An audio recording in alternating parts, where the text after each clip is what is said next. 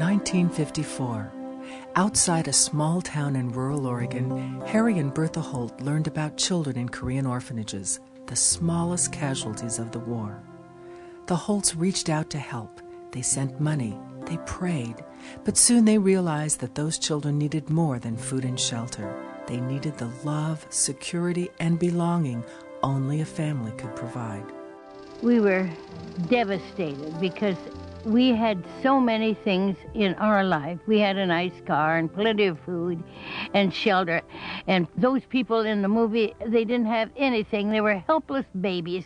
Oh, I just prayed and prayed to God if he wanted us to have 8 more children, why, that he would influence Harry to have them. And then he said, I would like to bring back some of those Korean orphans that are so ostracized. And I said, oh, I'm so glad. And then he looked at me and he said, how many do you think we could take care of and love and bring over for the Lord? And that was when I didn't have the courage to say, oh, 8. So he said, we could have 8 or 10 or 12 or even more. And that was when I knew that this was from the Lord himself. Harry left for Korea while Bertha sought passage of a special bill through the United States Congress. She got it done in only 2 months. In October of 1955, Harry returned to the United States with 8 children to become a part of the Holt family. By their example of faith and love, Harry and Bertha Holt proved that a family's love is not limited by differences of race or nationality, that the true bonds of a family are love and commitment.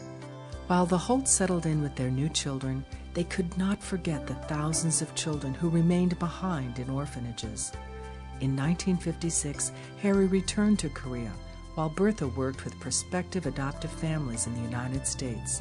This pioneering effort laid the foundation for international adoption and created Holt International Children's Services. Today, celebrating 50 years of service, Holt International reaches out to orphaned, abandoned, and vulnerable children around the world, caring for them, nurturing them to health, helping them to have stable, loving families of their own.